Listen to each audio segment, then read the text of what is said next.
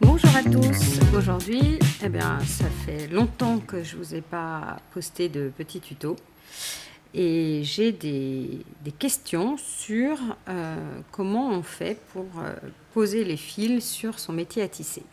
Alors, tout d'abord, pour choisir son métier à tisser, il faut prévoir quelque chose qui vous permet d'obtenir une grande longueur. Parce que en fait on utilise quand même pas mal de fils et puis parfois on veut rallonger ses bracelets, donc il faut prévoir quand même une assez bonne longueur. Donc voilà, moi j'ai pris celui-ci qui est en bois, mais en fait dans le commerce on en trouve vraiment de différents types. L'avantage de celui-ci, c'est qu'on peut régler la longueur. Si on fait petit, on peut faire plus petit. Si on veut faire plus grand, on a un système de vis là, et ce panneau évolue sur toute la longueur du... vous voyez, moi je ne suis pas à fond, je ne suis pas au bout. Voilà, mais bon, du coup c'est extrêmement pratique. Deuxième chose, bien vérifier que sur votre métier à tisser, vous ayez des petites encoches ici. C'est ce qui vous permet de faire tourner votre fil. Moi, j'ai rajouté des encoches là et là, mais en réalité, je ne sais pas pourquoi j'ai fait ça. Je pensais que ça allait me servir, mais je m'en sers pas trop, quoi. Voilà. C'était pour coincer mes fils, mais voilà, bon, j'ai fait ça. Ensuite, voilà, on prévoit. Il faut commencer par penser à ce qu'on veut faire, et donc il faut réfléchir avant de commencer aux perles qu'on utilise. Donc moi en fait globalement j'utilise quasiment tout le temps des Miyuki. Soit je les achète chez les fournisseurs habituels de Miyuki, soit au contraire je les achète en grande quantité et puis après je les pose dans mes petits pots de tic-tac. Voilà, donc j'en ai plein comme ça dans mes petits pots de tic-tac. J'en ai vraiment un certain nombre et tout mon mur. Voilà. Donc, on réfléchit au projet, c'est quand même toujours la base, et on réfléchit au nombre de rangs qu'on va vouloir installer pour commencer son tissage. Alors, moi, dans le modèle que j'ai, en fait, les rangs, ils n'étaient pas séparés. Et ça, c'est un vrai problème. Du coup, j'ai arrangé ma tige, là, sur laquelle va venir reposer mon tissage.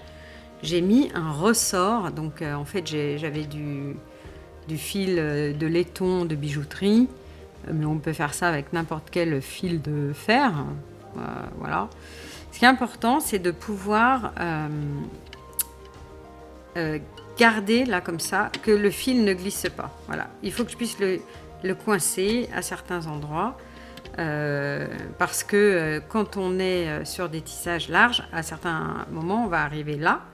Il ne faut pas que ça glisse, parce que sinon, on n'arrive jamais à mettre ses premières perles. C'est le démarrage, comme d'habitude, c'est le démarrage qui est difficile avec les perles. C'est toujours ça qui pose problème. Voilà. Mais comme on est courageuse, on s'en fiche, on trouve des solutions. Ensuite, voilà, j'ai réfléchi. Là, moi, je vais partir sur un tissage. Je sais qu'il y a 30 perles à enfiler. On peut faire plus petit, hein. Les bracelets, souvent, c'est 15, 20, 25 perles. On n'est pas obligé d'aller sur du 30 perles. Mais 30 perles, ça fait quand même une bonne largeur. Et moi, j'aime bien. Enfin, j'ai des diagrammes un peu complexes et il me faut de la couleur, donc il me faut des perles. Donc je vais en mettre, j'ai besoin de 30 perles, donc je sais que j'ai besoin d'un certain nombre de fils qui vont et qui viennent comme ça, au moins 30, et en fait c'est 30 plus 1, 31, parce que dans le métier, dans le tissage comme ça sur métier à tisser, vous avez un fil à gauche, un fil à droite, et donc chaque fil va venir en compte 1 pour 30 perles, voilà, mais après il faut fermer, et on aura donc un 31e retour. Et on commence. Alors comment on commence? Ça c'est complètement contre-intuitif et c'est le point qu'il faut retenir sur cette vidéo. C'est que on commence par poser les fils de centre et on va élargir progressivement. Donc on commence à poser les fils qui vont venir faire le centre du tissage et en fait on s'éloigne progressivement. Voilà, on s'éloigne tout doucement du centre. À chaque fois qu'on a posé un côté, eh bien on va élargir. Voilà, donc là je vais les poser et je vais vous montrer ce que ça donne à terme. Mais voilà, vous voyez bien le principe là. On élargit son tissage. Il est de plus en plus grand et moi je sais qu'il m'en faut 31. Donc eh ben, je vais poser mes 31 fils en tirant un peu. Il faut tirer un petit peu sur son fil. Allez, je vous retrouve tout à l'heure une fois que j'ai posé mes fils. Voilà, donc là j'ai mes 31 fils. Ce que je peux remarquer là, c'est que dans le centre, eh bien, il y en a certains qui ne sont pas assez tendus parce que les fils sont extrêmement tendus.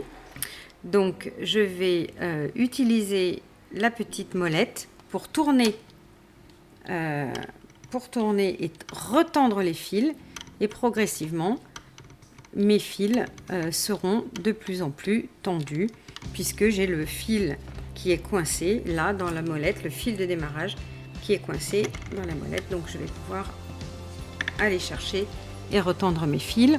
En même temps, je vais essayer de bien les repositionner aux beaux endroits, là où j'ai envie qu'ils soient calés, parce que là par exemple j'en vois deux qui se superposent, et une fois que j'aurai fait tout ça, eh bien j'aime le démarrage, j'ai le démarrage pour mon tissage.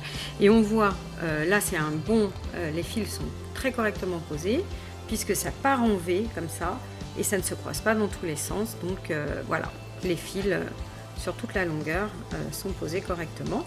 C'est pas très grave si ça fait pas exactement la largeur d'une Miyuki Delicace taille 11 puisque en fait les fils se disciplinent aussi à partir du moment où vous commencez votre tissage.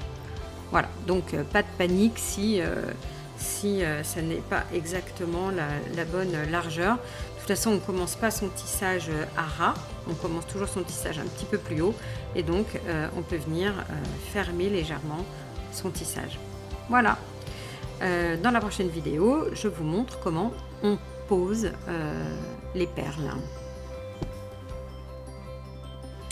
Alors voilà, on se retrouve pour la suite du tuto. Donc vous avez vu les photos, vous prenez le nombre de perles exactement dont vous avez besoin pour monter progressivement votre tissage.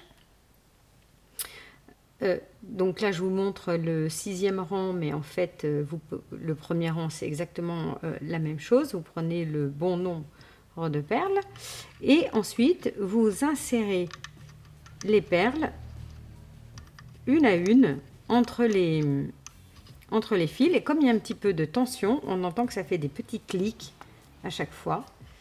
Ensuite, avec votre règle, avant de faire quoi que ce soit, vous pouvez remettre un petit peu de droiture dans vos perles. On n'a pas encore terminé là, il faut vraiment faire attention de finir correctement. Et comment on finit correctement? On soulève ces perles et on passe sur le dessus des fils. Donc ça c'est un point qui va être extrêmement important. Il faut rester vigilant de passer sur le dessus des fils de, je sais pas, ça c'est le fil de trame en fait. Voilà, il faut passer au dessus et voilà. Ensuite on n'a plus qu'à tirer le fil et on a monté. Donc là c'est mon 6e rang.